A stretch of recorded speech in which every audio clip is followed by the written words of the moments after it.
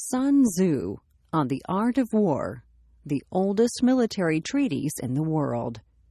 Translated from the Chinese by Lionel Giles, M.A., 1910. Chapter 1. Laying Plans.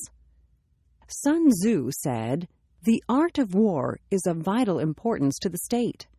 It is a matter of life and death, a road either to safety or to ruin.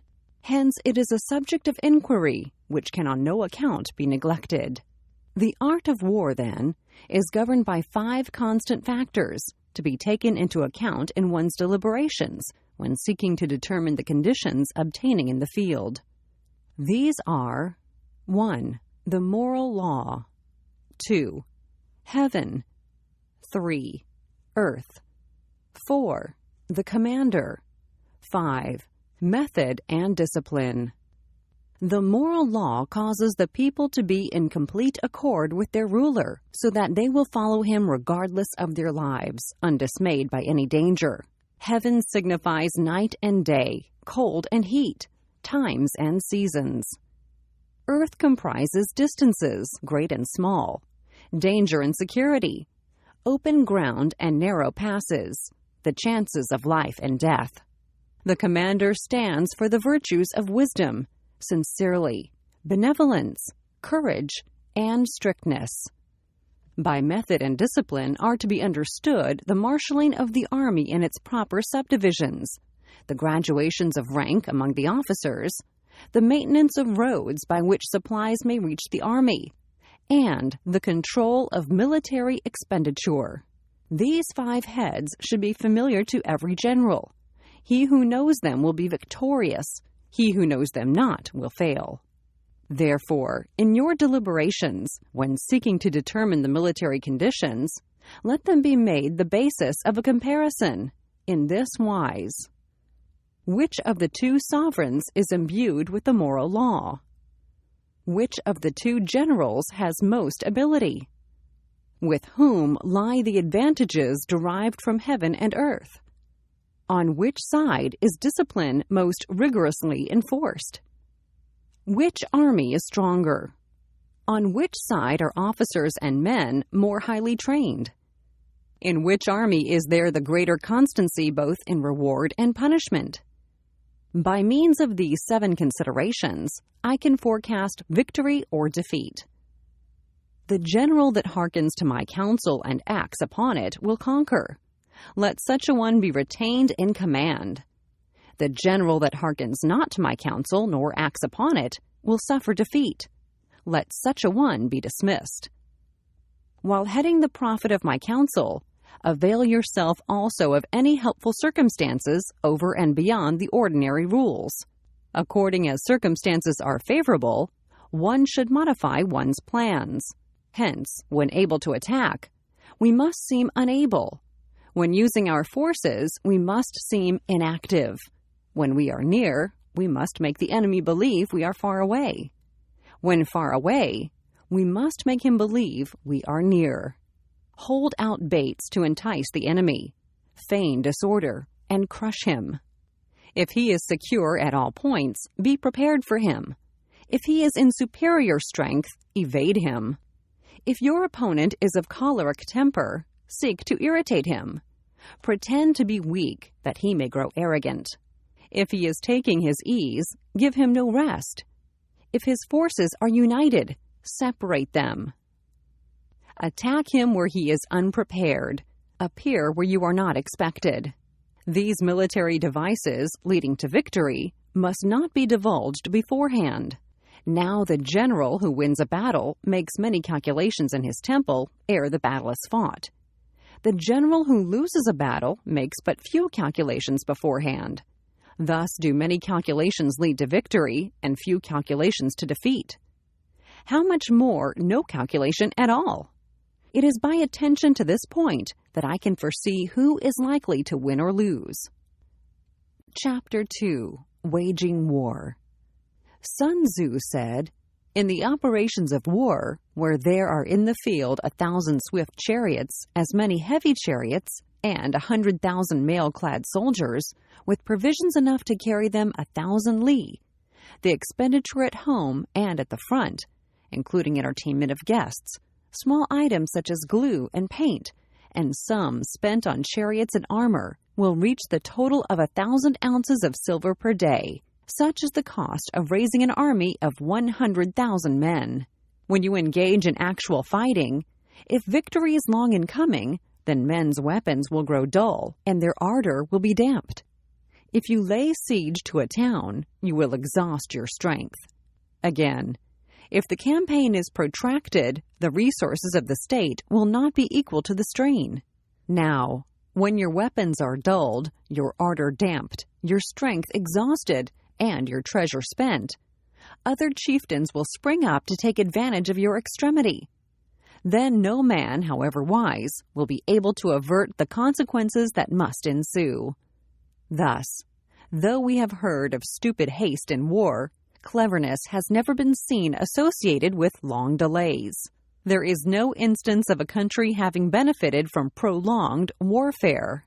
It is only one who is thoroughly acquainted with the evils of war that can thoroughly understand the profitable way of carrying it on. The skillful soldier does not raise a second levy, neither are his supply wagons loaded more than twice. Bring war material with you from home, but forage on the enemy. Thus the army will have food enough for its needs. Poverty of the state exchequer causes an army to be maintained by contributions from a distance. Contributing to maintain an army at a distance causes the people to be impoverished. On the other hand, the proximity of an army causes prices to go up, and high prices cause the people's substance to be drained away. When their substance is drained away, the peasantry will be afflicted by heavy exactions. With this loss of substance and exhaustion of strength, the homes of the people will be stripped bare, and 3/10 of their income will be dissipated. While government expenses for broken chariots, worn-out horses, breastplates and helmets, bows and arrows, spears and shields, protective mantles, draught oxen, and heavy wagons will amount to 4/10 of its total revenue. Hence, a wise general makes a point of foraging on the enemy. 1 cartload of the enemy's provisions is equivalent to 20 of one's own, and likewise a single picule of his provender is equivalent to 20 from one's own store. Now, in order to kill the enemy, our men must be roused to anger. That there may be advantage from defeating the enemy, they must have their rewards. Therefore, in chariot fighting, when 10 or more chariots have been taken, those should be rewarded who took the first. Our own flags should be substituted for those of the enemy, and the chariots mingled and used in conjunction with ours. The captured soldiers should be kindly treated and kept. This is called using the conquered foe to augment one's own strength. In war, then, let your great object be victory, not lengthy campaigns. Thus it may be known that the leader of armies is the arbiter of the people's fate, the man on whom it depends whether the nation shall be in peace or in peril. Chapter 3. Attack by Stratagem. Sun Tzu said, "In the practical art of war, the best thing of all is to take the enemy's country whole and intact. To shatter and destroy it is not so good. So, too, it is better to recapture an army entire than to destroy it. To capture a regiment, a detachment, or a company entire than to destroy them. Hence, to fight and conquer in all your battles is not supreme excellence. Supreme excellence consists in breaking the enemy's resistance without fighting. Thus, the highest form of generalship is to balk the enemy's plans. The next best is to prevent the junction of the enemy's forces. The next in order is to attack the enemy's army in the field. And the worst policy of all is to besiege walled cities. The rule is not to besiege walled cities if it can possibly be avoided. The preparation of mantlets, movable shelters, and various implements of war will take up 3 whole months, and the piling up of mounds over against the walls will take 3 months more. The general, unable to control his irritation, will launch his men to the assault like swarming ants, with the result that 1/3 of his men are slain, while the town still remains untaken. Such are the disastrous effects of a siege. Therefore, the skillful leader subdues the enemy's troops without any fighting. He captures their cities without laying siege to them. He overthrows their kingdom without lengthy operations in the field. With his forces intact, he will dispute the mastery of the empire, and thus, without losing a man, his triumph will be complete. This is the method of attacking by stratagem. It is the rule in war, if our forces are 10 to the enemy's 1, to surround him; if 5 to 1, to attack him; if twice as numerous, to divide our army into 2. If equally matched, we can offer battle. If slightly inferior in numbers, we can avoid the enemy. If quite unequal in every way, we can flee from him. Hence, though an obstinate fight may be made by a small force, in the end it must be captured by the larger force. Now the general is the bulwark of the state. If the bulwark is complete at all points, the state will be strong. If the bulwark is defective, the state will be weak. There are 3 ways in which a ruler can bring misfortune upon his army: by commanding the army to advance or to retreat, being ignorant of the fact that it cannot obey. This is called hobbling the army. By attempting to govern an army in the same way as he administers a kingdom, being ignorant of the conditions which obtain in an army. This causes restlessness in the soldiers' minds. By employing the officers of his army without discrimination, through ignorance of the military principle of adaptation to circumstances. This shakes the confidence of the soldiers. But when the army is restless and distrustful, trouble is sure to come from the other feudal princes. This is simply bringing anarchy into the army and flinging victory away. Thus we may know that there are 5 essentials for victory. 1. He will win who knows when to fight and when not to fight. 2. He will win who knows how to handle both superior and inferior forces. 3. He will win whose army is animated by the same spirit throughout all its ranks. 4. He will win who, prepared himself, waits to take the enemy unprepared. 5. He will win who has military capacity and is not interfered with by the sovereign. 18. Hence the saying, "If you know the enemy and know yourself, you need not fear the result of 100 battles.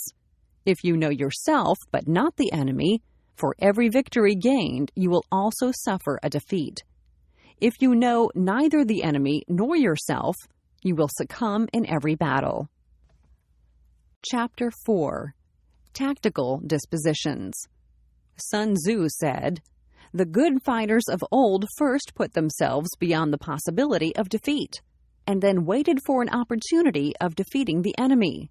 To secure ourselves against defeat lies in our own hands, but the opportunity of defeating the enemy is provided by the enemy himself. Thus the good fighter is able to secure himself against defeat, but cannot make certain of defeating the enemy. Hence the saying, 'One may know how to conquer without being able to do it.' Security against defeat implies defensive tactics. Ability to defeat the enemy means taking the offensive. Standing on the defensive indicates insufficient strength. Attacking, a superabundance of strength. The general who is skilled in defense hides in the most secret recesses of the earth. He who is skilled in attack flashes forth from the topmost heights of heaven. Thus, on the one hand, we have ability to protect ourselves. On the other, a victory that is complete. To see victory only when it is within the ken of the common herd is not the acme of excellence. Neither is it the acme of excellence if you fight and conquer and the whole empire says, "Well done." To lift an autumn hair is no sign of great strength. To see the sun and moon is no sign of sharp sight. To hear the noise of thunder is no sign of a quick ear. What the ancients called a clever fighter is one who not only wins but excels in winning with ease. Hence his victories bring him neither reputation for wisdom nor credit for courage. He wins his battles by making no mistakes. Making no mistakes is what establishes the certainty of victory, for it means conquering an enemy that is already defeated. Hence, the skillful fighter puts himself into a position which makes defeat impossible, and does not miss the moment for defeating the enemy. Thus it is that in war, the victorious strategist only seeks battle after the victory has been won, whereas he who is destined to defeat first fights, and afterwards looks for victory. The consummate leader cultivates the moral law, and strictly adheres to method and discipline. Thus it is in his power to control success. In respect of military method, we have, firstly, measurement; secondly, estimation of quantity; thirdly, calculation; fourthly, balancing of chances; fifthly, victory. Measurement owes its existence to earth, estimation of quantity to measurement, calculation to estimation of quantity, balancing of chances to calculation, and victory to balancing of chances. A victorious army opposed to a routed one is as a pound's weight placed in the scale against a single grain. The onrush of a conquering force is like the bursting of pent-up waters into a chasm 1,000 fathoms deep. Chapter 5. Sun Tzu said, "The control of a large force is the same principle as the control of a few men. It is merely a question of dividing up their numbers." Fighting with a large army under your command is nowise different from fighting with a small one. It is merely a question of instituting signs and signals. To ensure that your whole host may withstand the brunt of the enemy's attack and remain unshaken, this is effected by maneuvers direct and indirect. That the impact of your army may be like a grindstone dashed against an egg, this is effected by the science of weak points and strong. In all fighting, the direct method may be used for joining battle, but indirect methods will be needed in order to secure victory. Indirect tactics, efficiently applied, are inexhaustible as heaven and earth, unending as the flow of rivers and streams. Like the sun and moon, they end but to begin anew. Like the 4 seasons, they pass away to return once more. There are not more than 5 musical notes, yet the combinations of these 5 give rise to more melodies than can ever be heard. There are not more than 5 primary colors: blue, yellow, red, white, and black. Yet in combination, they produce more hues than can ever be seen. There are not more than 5 cardinal tastes: sour, acrid, salt, sweet, bitter. Yet combinations of them yield more flavors than can ever be tasted. In battle, there are not more than 2 methods of attack: the direct and the indirect. Yet these 2, in combination, give rise to an endless series of maneuvers.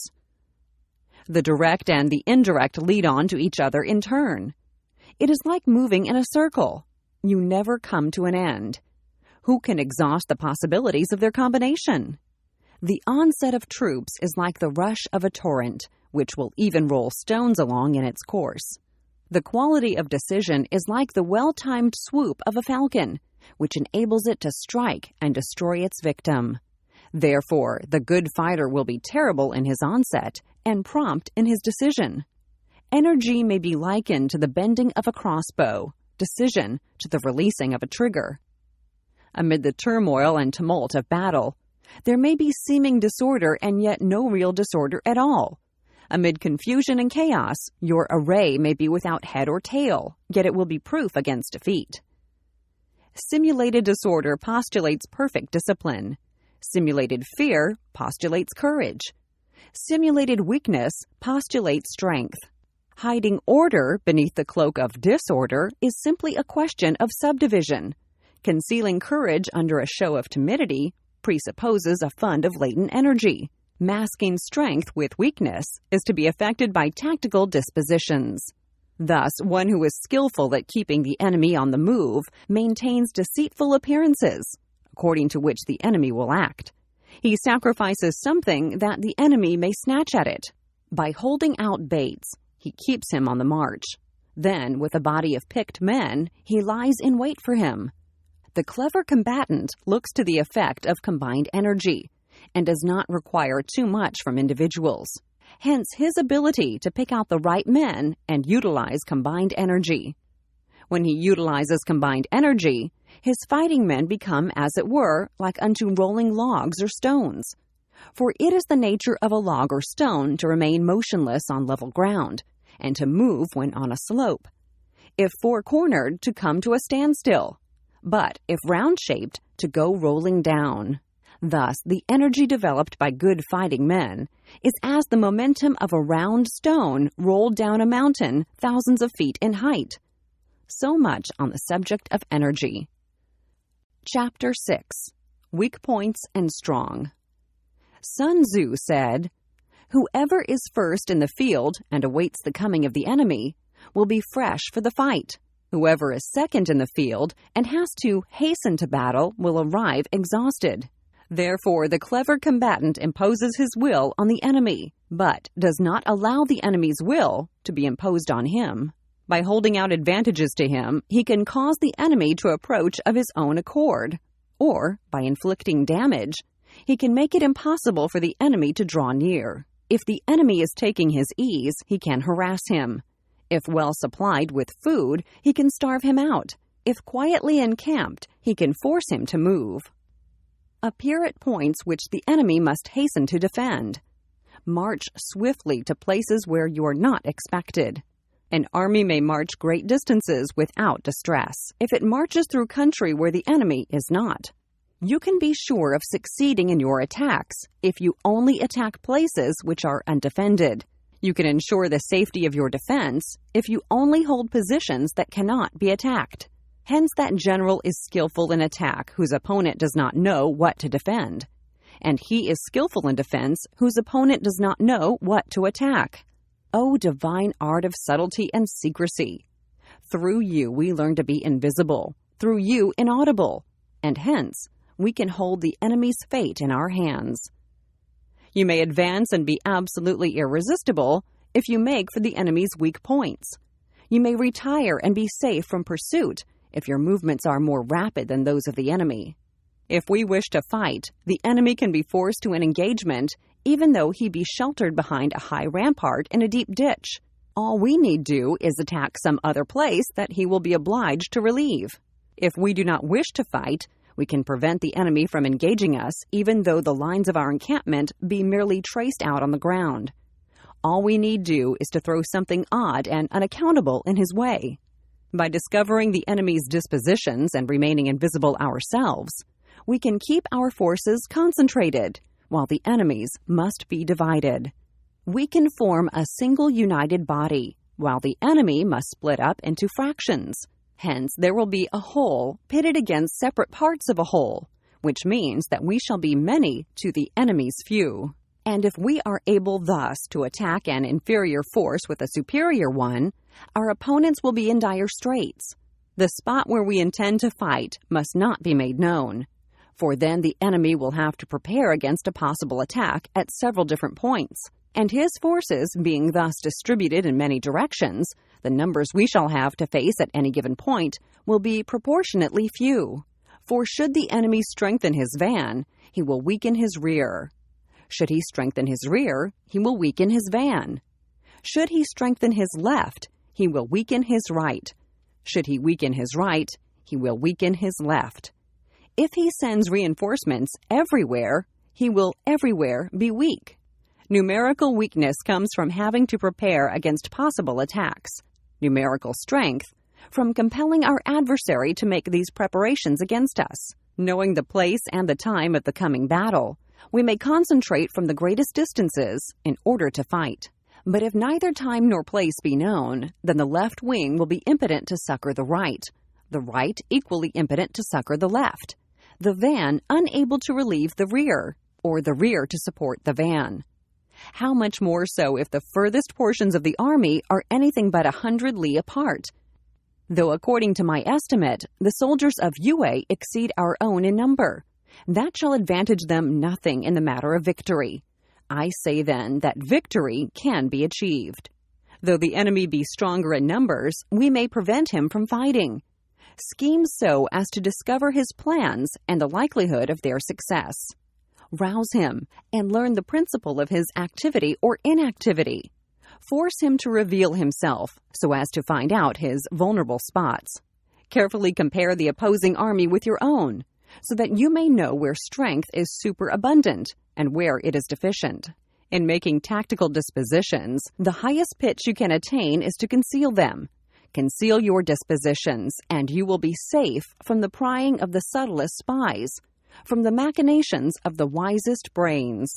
How victory may be produced for them out of the enemy's own tactics, that is what the multitude cannot comprehend.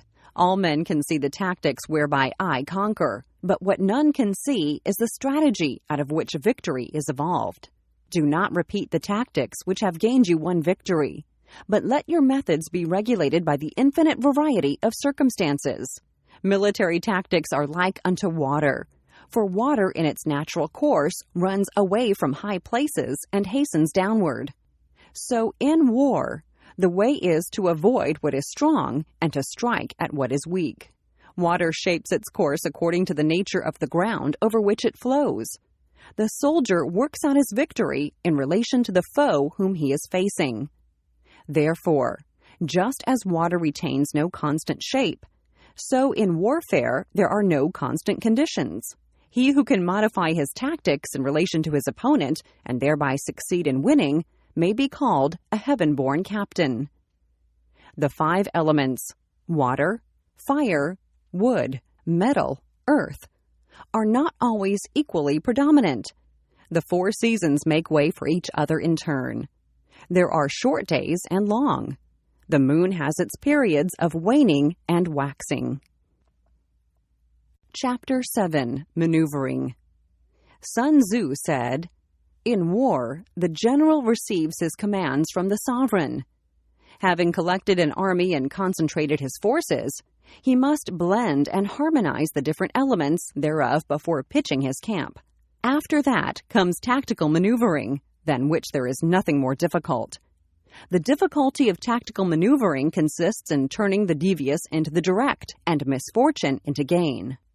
Thus, to take a long and circuitous route, after enticing the enemy out of the way, and though starting after him, to contrive to reach the goal before him, shows knowledge of the artifice of deviation. If you set a fully equipped army in march in order to snatch an advantage, the chances are that you will be too late. On the other hand, to detach a flying column for the purpose involves the sacrifice of its baggage and stores. Thus, if you order your men to roll up their buff coats and make forced marches without halting day or night, covering double the usual distance at a stretch, doing 100 li in order to wrest an advantage, the leaders of all your 3 divisions will fall into the hands of the enemy. The stronger men will be in front, the jaded ones will fall behind, and on this plan only 1/10 of your army will reach its destination. If you march 50 li in order to outmaneuver the enemy, you will lose the leader of your first division, and only half your force will reach the goal. If you march 30 li with the same object, 2/3 of your army will arrive. We may take it then that an army without its baggage train is lost. Without provisions, it is lost. Without bases of supply, it is lost. We cannot enter into alliances until we are acquainted with the designs of our neighbors. We are not fit to lead an army on the march unless we are familiar with the face of the country, its mountains and forests, its pitfalls and precipices, its marshes and swamps. We shall be unable to turn natural advantage to account unless we make use of local guides. In war, practice dissimulation and you will succeed. Whether to concentrate or to divide your troops must be decided by circumstances. Let your rapidity be that of the wind, your compactness that of the forest. In raiding and plundering, be like fire. In immovability, like a mountain. Let your plans be dark and impenetrable as night, and when you move, fall like a thunderbolt. When you plunder a countryside, let the spoil be divided amongst your men. When you capture new territory, cut it up into allotments for the benefit of the soldiery.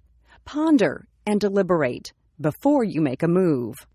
He will conquer who has learned the artifice of deviation. Such is the art of maneuvering. The Book of Army Management says, "On the field of battle, the spoken word does not carry far enough. Hence the institution of gongs and drums.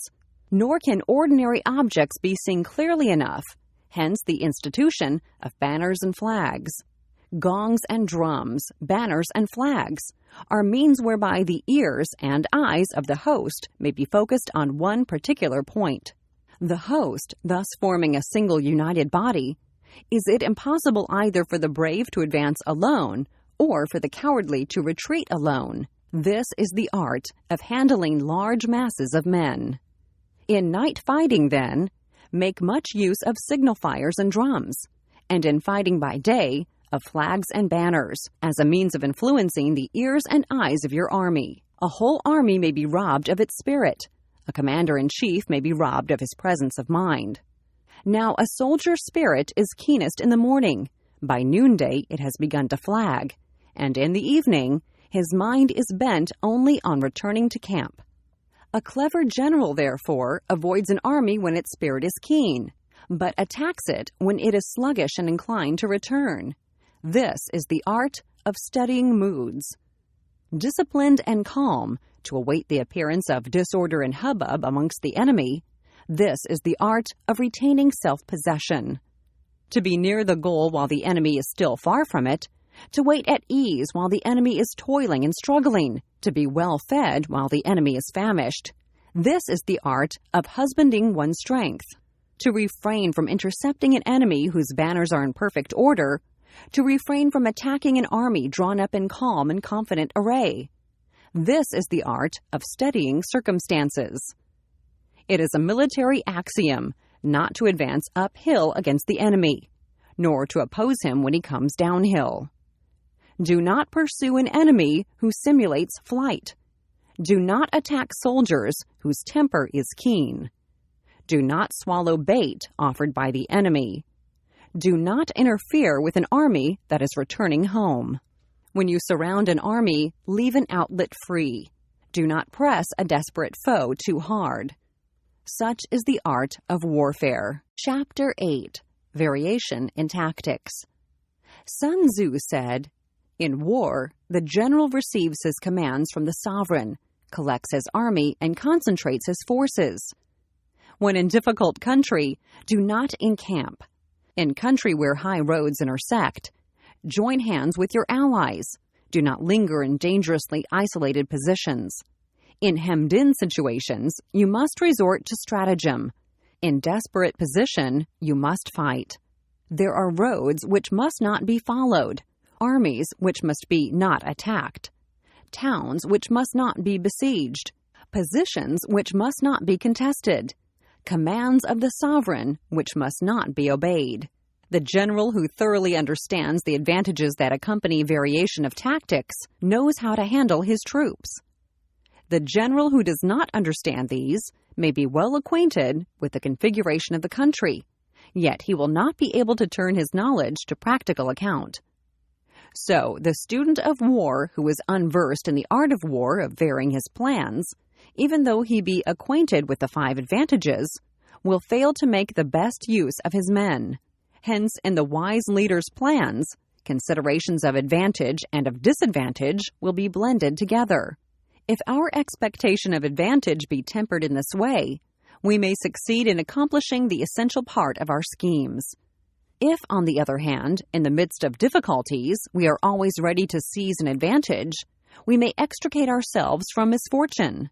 Reduce the hostile chiefs by inflicting damage on them, and make trouble for them, and keep them constantly engaged.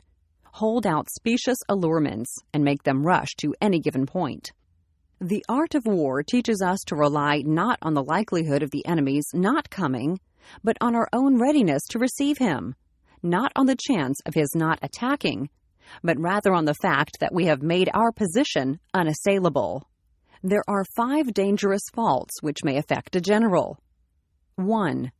Recklessness, which leads to destruction. 2. Cowardice, which leads to capture. 3. a hasty temper, which can be provoked by insults. 4. A delicacy of honor, which is sensitive to shame. 5. Over-solicitude for his men, which exposes him to worry and trouble. These are the 5 besetting sins of a general, ruinous to the conduct of war. When an army is overthrown and its leader slain, the cause will surely be found among these 5 dangerous faults. Let them be a subject of meditation. Chapter 9. The Army on the March. Sun Tzu said, "We come now to the question of encamping the army and observing signs of the enemy. Pass quickly over mountains and keep in the neighborhood of valleys. Camp in high places facing the sun. Do not climb heights in order to fight. So much for mountain warfare. After crossing a river, you should get far away from it. When an invading force crosses a river in its onward march, do not advance to meet it in midstream. It will be best to let half the army get across and then deliver your attack. If you are anxious to fight, you should not go to meet the invader near a river which he has to cross. Moor your craft higher up than the enemy and facing the sun. Do not move upstream to meet the enemy. So much for river warfare. In crossing salt marshes, your sole concern should be to get over them quickly, without any delay. If forced to fight in a salt marsh, you should have water and grass near you, and get your back to a clump of trees. So much for operations in salt marshes. In dry, level country, take up an easily accessible position with rising ground to your right and on your rear, so that the danger may be in front and safety lie behind. So much for campaigning in flat country. These are the 4 useful branches of military knowledge which enabled the Yellow Emperor to vanquish 4 several sovereigns. All armies prefer higher ground to low and sunny places to dark. If you are careful of your men and camp on hard ground, the army will be free from disease of every kind, and this will spell victory. When you come to a hill or a bank, occupy the sunny side, with the slope on your right rear. Thus you will at once act for the benefit of your soldiers and utilize the natural advantages of the ground. When, in consequence of heavy rains upcountry, a river which you wish to ford is swollen and flecked with foam, you must wait until it subsides. Country in which there are precipitous cliffs with torrents running between, deep natural hollows, confined places, tangled thickets, quagmires, and crevices, should be left with all possible speed and not approached. While we keep away from such places, we should get the enemy to approach them. While we face them, we should let the enemy have them on his rear. If in the neighborhood of your camp there should be any hilly country, ponds surrounded by aquatic grass, hollow basins filled with reeds, or woods with thick undergrowth, they must be carefully rooted out and searched, for these are places where men in ambush or insidious spies are likely to be lurking. When the enemy is close at hand and remains quiet, he is relying on the natural strength of his position. When he keeps aloof and tries to provoke a battle, he is anxious for the other side to advance. If his place of encampment is easy of access, he is tendering a bait. Movement amongst the trees of a forest shows that the enemy is advancing. The appearance of a number of screens in the midst of thick grass means that the enemy wants to make us suspicious. The rising of birds in their flight is the sign of an ambuscade. Startled beasts indicate that a sudden attack is coming. When there is dust rising in a high column, it is the sign of chariots advancing. When the dust is low but spread over a wide area, it betokens the approach of infantry.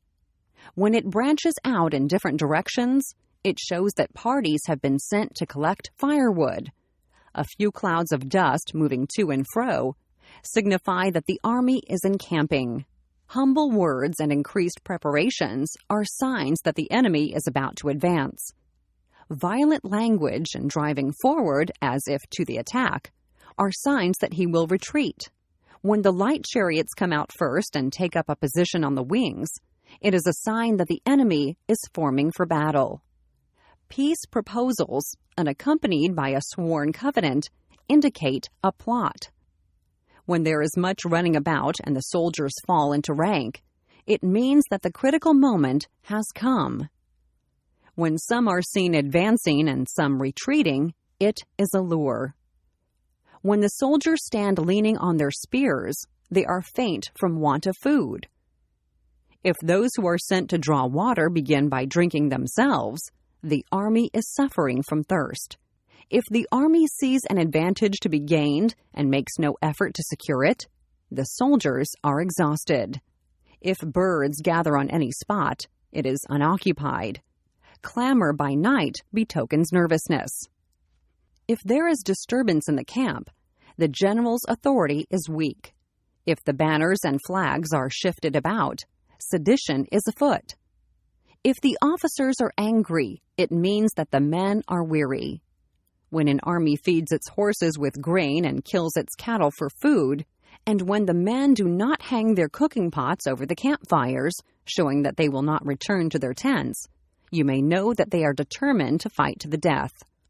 The sight of men whispering together in small knots, or speaking in subdued tones, points to disaffection amongst the rank and file. Too frequent rewards signify that the enemy is at the end of his resources. Too many punishments betray a condition of dire distress. To begin by bluster, but afterwards to take fright at the enemy's numbers, shows a supreme lack of intelligence. When envoys are sent with compliments in their mouths, it is a sign that the enemy wishes for a truce. If the enemy's troops march up angrily and remain facing ours for a long time without either joining battle or taking themselves off again, the situation is one that demands great vigilance and circumspection. If our troops are no more in number than the enemy, that is amply sufficient. It only means that no direct attack can be made. What we can do is simply to concentrate all our available strength, keep a close watch on the enemy, and obtain reinforcements. He who exercises no forethought but makes light of his opponents is sure to be captured by them. If soldiers are punished before they have grown attached to you, they will not prove submissive, and, unless submissive, then will be practically useless. If, when the soldiers have become attached to you, punishments are not enforced, they will still be useless. Therefore, soldiers must be treated in the first instance with humanity, but kept under control by means of iron discipline. This is a certain road to victory. If in training, soldiers' commands are habitually enforced, the army will be well disciplined. If not, its discipline will be bad. If a general shows confidence in his men, but always insists on his orders being obeyed, the gain will be mutual. Chapter 10. Terrain. Sun Tzu said, "We may distinguish 6 kinds of terrain, to wit: 1. Accessible ground. 2. Entangling ground. 3. Temporizing ground. 4. Narrow passes. 5. Precipitous heights. 6. Positions at a great distance from the enemy. Ground which can be freely traversed by both sides is called accessible. With regard to ground of this nature, be before the enemy in occupying the raised and sunny spots, and carefully guard your line of supplies. Then you will be able to fight with advantage. Ground which can be abandoned but is hard to reoccupy is called entangling. From a position of this sort, if the enemy is unprepared, you may sally forth and defeat him. But if the enemy is prepared for your coming and you fail to defeat him, then return being impossible, disaster will ensue. When the position is such that neither side will gain by making the first move, it is called temporizing ground. In a position of this sort, even though the enemy should offer us an attractive bait, it will be advisable not to stir forth, but rather to retreat, thus enticing the enemy in his turn. Then, when part of his army has come out, we may deliver our attack with advantage. With regard to narrow passes, if you can occupy them first, let them be strongly garrisoned and await the advent of the enemy. Should the army forestall you in occupying a pass, do not go after him if the pass is fully garrisoned, but only if it is weakly garrisoned. With regard to precipitous heights, if you are beforehand with your adversary, you should occupy the raised and sunny spots, and there wait for him to come up. If the enemy has occupied them before you, do not follow him, but retreat and try to entice him away. If you are situated a great distance from the enemy, and the strength of the two armies is equal, it is not easy to provoke a battle, and fighting will be to your disadvantage. These 6 are the principles connected with earth. The general who has attained a responsible post must be careful to study them. Now, an army is exposed to 6 several calamities, not arising from natural causes, but from faults for which the general is responsible. These are 1. Flight. 2. Insubordination. 3. Collapse. 4. Ruin. 5. Disorganization. 6. Rout. Other conditions being equal, if one force is hurled against another 10 times its size, the result will be the flight of the former. When the common soldiers are too strong and the officers too weak, the result is insubordination. When the officers are too strong and the common soldiers too weak, the result is collapse. When the higher officers are angry and insubordinate, and on meeting the enemy give battle on their own account from a feeling of resentment, before the commander-in-chief can tell whether or not he is in a position to fight, the result is ruin. When the general is weak and without authority, when his orders are not clear and distinct, when there are no fixed duties assigned to officers and men, and the ranks are formed in a slovenly, haphazard manner, the result is utter disorganization. When a general, unable to estimate the enemy's strength, allows an inferior force to engage a larger one, or hurls a weak detachment against a powerful one, and neglects to place picked soldiers in the front rank, the result must be rout. These are 6 ways of courting defeat, which must be carefully noted by the general who has attained a responsible post.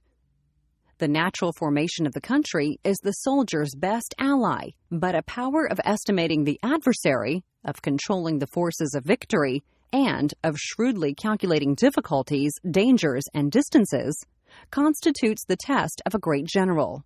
He who knows these things and in fighting puts his knowledge into practice will win his battles. He who knows them not, nor practices them, will surely be defeated.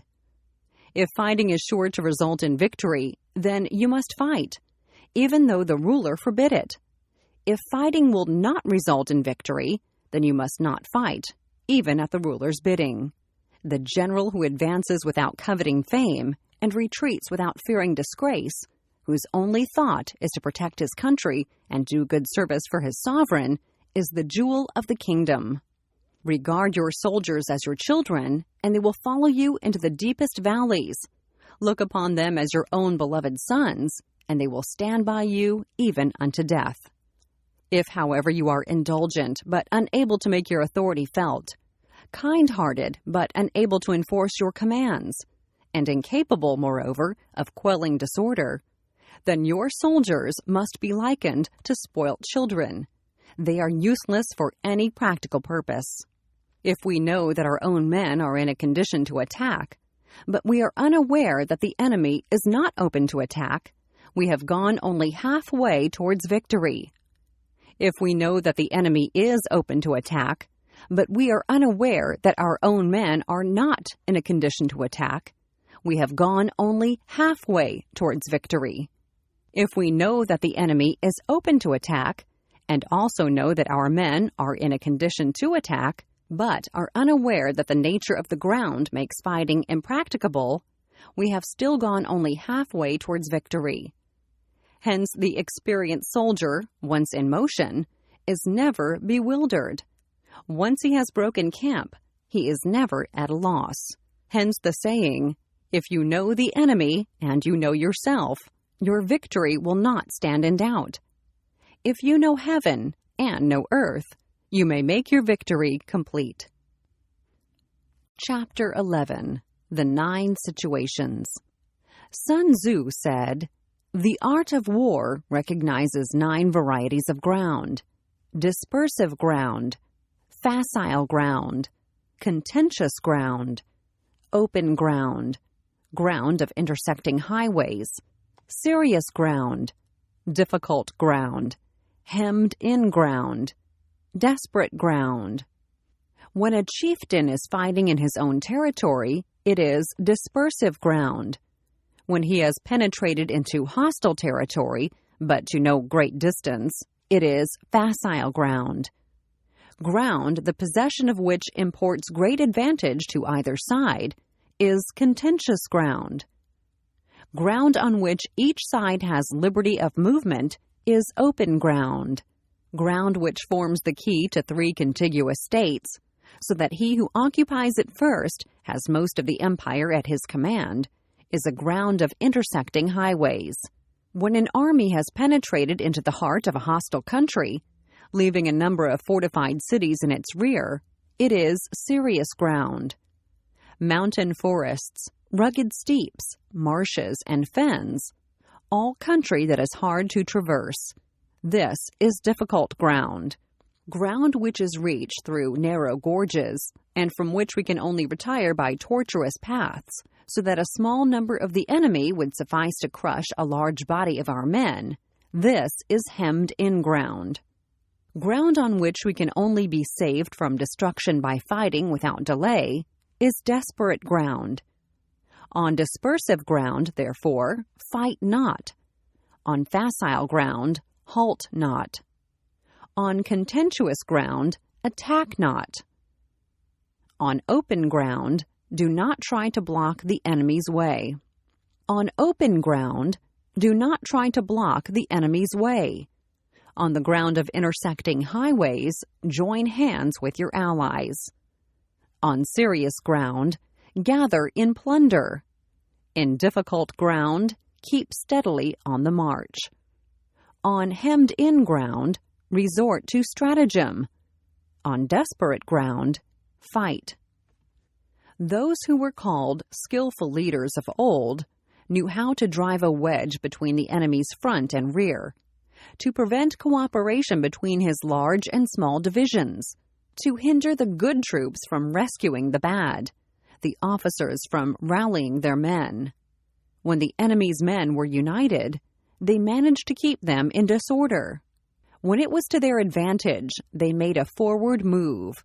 When otherwise, they stopped still. If asked how to cope with a great host of the enemy in orderly array and on the point of marching to the attack, I should say, begin by seizing something which your opponent holds dear. Then he will be amenable to your will. Rapidity is the essence of war. Take advantage of the enemy's unreadiness, make your way by unexpected routes, and attack unguarded spots. The following are the principles to be observed by an invading force. The further you penetrate into a country, the greater will be the solidarity of your troops, and thus the defenders will not prevail against you. Make forays into fertile country in order to supply your army with food. Carefully study the well-being of your men, and do not overtax them. Concentrate your energy and hoard your strength. Keep your army continually on the move, and devise unfathomable plans. Throw your soldiers into positions whence there is no escape, and they will prefer death to flight. If they will face death, there is nothing they may not achieve. Officers and men alike will put forth their uttermost strength. Soldiers, when in desperate straits, lose the sense of fear. If there is no place of refuge, they will stand firm. If they are in hostile country, they will show a stubborn front. If there is no help for it, they will fight hard. Thus, without waiting to be marshaled, the soldiers will be constantly on the qui-vive. Without wanting to be asked, they will do your will. Without restrictions, they will be faithful. Without giving orders, they can be trusted. Prohibit the taking of omens and do away with superstitious doubts. Then, until death itself comes, no calamity need be feared. If our soldiers are not overburdened with money, it is not because they have a distaste for riches. If their lives are not unduly long, it is not because they are disinclined to longevity. On the day they are ordered out to battle, your soldiers may weep, those sitting up bedewing their garments, and those lying down letting the tears run down their cheeks. But let them once be brought to bay, and they will display the courage of a shoe or a quay. The skillful tactician may be likened to the shuai ran. Now the shuai ran is a snake that is found in the Shung Mountains. Strike at its head, and you will be attacked by its tail. Strike at its tail, and you will be attacked by its head. Strike at its middle, and you will be attacked by head and tail both. Asked if an army can be made to imitate the shuai ran, I should answer yes. For the men of Wu and the men of Yue are enemies. Yet if they are crossing a river in the same boat and are caught by a storm, they will come to each other's assistance, just as the left hand helps the right. Hence, it is not enough to put one's trust in the tethering of horses and the burying of chariot wheels in the ground. The principle on which to manage an army is to set up one standard of courage which all must reach. How to make the best of both strong and weak? That is a question involving the proper use of ground. Thus, the skillful general conducts his army just as though he were leading a single man, willy-nilly, by the hand. It is the business of a general to be quiet and thus ensure secrecy, upright and just, and thus maintain order. He must be able to mystify his officers and men by false reports and appearances, and thus keep them in total ignorance. By altering his arrangements and changing his plans, he keeps the enemy without definite knowledge. By shifting his camp and taking circuitous routes, he prevents the enemy from anticipating his purpose. At the critical moment, the leader of an army acts like one who has climbed up a height and then kicks away the ladder behind him. He carries his men deep into hostile territory before he shows his hand. He burns his boats and breaks his cooking pots. Like a shepherd driving a flock of sheep, he drives his men this way and that, and nothing knows whither he is going. To muster his host and bring it into danger, this may be termed the business of the general. The different measures suited to the 9 varieties of ground, the expediency of aggressive or defensive tactics, and the fundamental laws of human nature.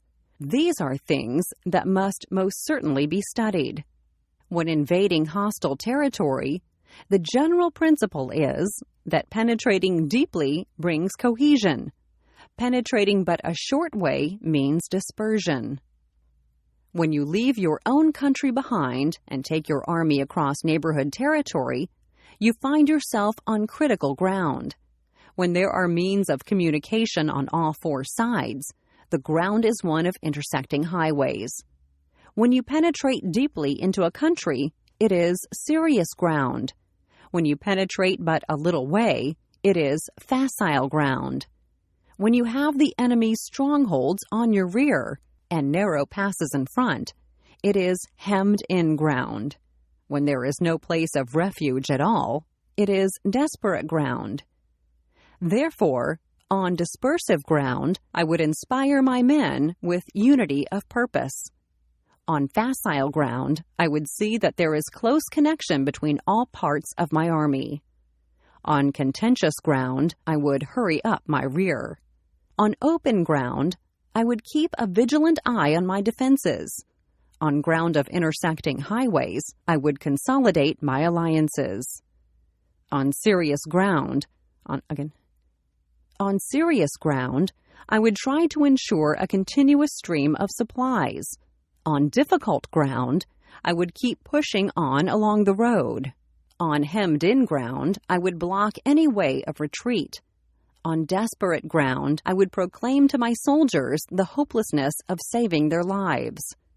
For it is the soldier's disposition to offer an obstinate resistance when surrounded, to fight hard when he cannot help himself, and to obey promptly when he has fallen into danger. We cannot enter into alliance with neighboring princes until we are acquainted with their designs.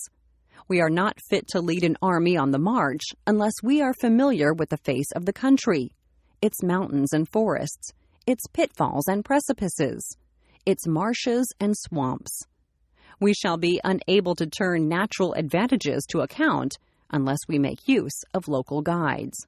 To be ignored of any one of the following 4 or 5 principles does not befit a warlike prince. When a warlike prince attacks a powerful state, his generalship shows itself in preventing the concentration of the enemy's forces. He overawes his opponents, and their allies are prevented from joining against him. Hence, he does not strive to ally himself with all and sundry, nor does he foster the power of other states. He carries out his own secret designs, keeping his antagonists in awe. Thus, he is able to capture their cities and overthrow their kingdoms. Bestow rewards without regard to rule. Issue orders without regard to previous arrangements, and you will be able to handle a whole army as though you had to do with but a single man. Confront your soldiers with the deed itself. Never let them know your design. When the outlook is bright, bring it before their eyes, but tell them nothing when the situation is gloomy. Place your army in deadly peril, and it will survive. Plunge it into desperate straits, and it will come off in safety. For it is precisely when a force has fallen into harm's way that it is capable of striking a blow for victory. Success in warfare is gained by carefully accommodating ourselves to the enemy's purpose. By persistently hanging on the enemy's flank, we shall succeed in the long run in killing the commander-in-chief. This is called ability to accomplish a thing by sheer cunning. On the day that you take up your command, block the frontier passes, destroy the official tallies, and stop the passage of all emissaries. Be stern in the council chamber, so that you may control the situation. If the enemy leaves a door open, you must rush in. Forestall your opponent by seizing what he holds dear, and subtly contrive to time his arrival on the ground. Walk in the path defined by rule, and accommodate yourself to the enemy until you can fight a decisive battle. At first, then, exhibit the coyness of a maiden until the enemy gives you an opening. Afterwards, emulate the rapidity of a running hare, and it will be too late for the enemy to oppose you. Chapter 12. The Attack by Fire. Sun Tzu said, "There are 5 ways of attacking with fire. The first is to burn soldiers in their camp. The second is to burn stores. The third is to burn baggage trains. The fourth is to burn arsenals and magazines. The fifth is to hurl dropping fire amongst the enemy. In order to carry out an attack, we must have means available. The material for raising fire should always be kept in readiness. There is a proper season for making attacks with fire, and special days for starting a conflagration. The proper season is when the weather is very dry. The special days are those when the moon is in the constellations of the sieve, the wall, the wing, or the crossbar, for those 4 are all days of rising wind. In attacking with fire, one should be prepared to meet 5 possible developments. 1. When fire breaks out inside to enemy's camp, respond at once with an attack from without. 2. If there is an outbreak of fire, but the enemy's soldiers remain quiet, bide your time and do not attack. 3. When the force of the flames has reached its height, follow it up with an attack, if that is practicable. If not, stay where you are. 4. If it is possible to make an assault with fire from without, Do not wait for it to break out within, but deliver your attack at a favorable moment. 5. When you start a fire, be to windward of it. Do not attack from the leeward. A wind that rises in the daytime lasts long, but a night breeze soon falls. In every army, the 5 developments connected with fire must be known, the movements of the stars calculated, and a watch kept for the proper days. Hence, those who use fire as an aid to the attack show intelligence. Those who use water as an aid to the attack gain an accession of strength. By means of water, an enemy may be intercepted, but not robbed of all his belongings. Unhappy is the fate of one who tries to win his battles and succeed in his attacks without cultivating the spirit of enterprise, for the result is waste of time and general stagnation. Hence the saying, "The enlightened ruler lays his plans well ahead. The good general cultivates his resources." Move not unless you see an advantage. Use not your troops unless there is something to be gained. Fight not unless the position is critical. No ruler should put troops into the field merely to gratify his own spleen. No general should fight a battle simply out of pique. If it is to your advantage, make a forward move. If not, stay where you are. Anger may in time change to gladness. Vexation may be succeeded by content. But a kingdom that has once been destroyed can never come again into being, nor can the dead ever be brought back to life.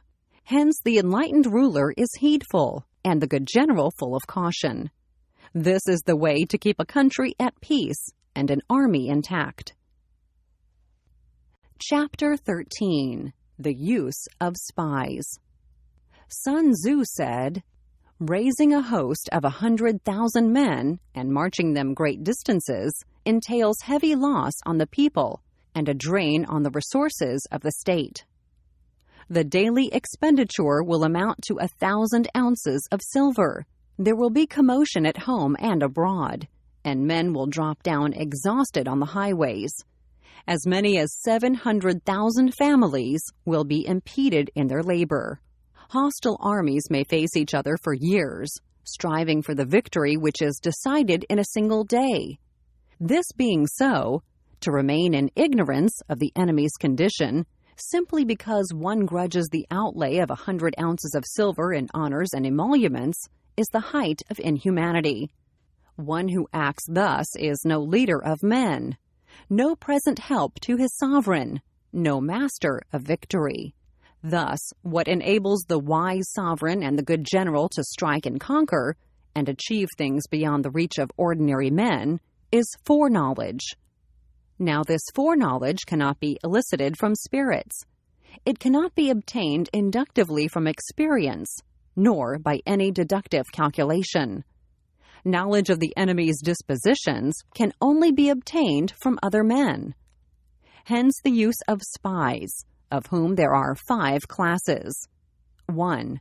Local spies. 2. Inward spies. 3. Converted spies. 4. Doomed spies. 5. Local spies. When these 5 kinds of spy are all at work, none can discover the secret system. This is called divine manipulation of the threads. It is the sovereign's most precious faculty. Having local spies means employing the services of the inhabitants of a district. Having inward spies, making use of officials of the enemy. Having converted spies, getting hold of the enemy's spies and using them for our own purposes. Having doomed spies, doing certain things openly for purposes of deception, and allowing our spies to know of them and report them to the enemy. Surviving spies, finally, are those who bring back news from the enemy's camp. Hence, it is that which none in the whole army are more intimate relations to be maintained than with spies. None should be more liberally rewarded. In no other business should greater secrecy be preserved. Spies cannot be usefully employed without a certain intuitive sagacity. They cannot be properly managed without benevolence and straightforwardness.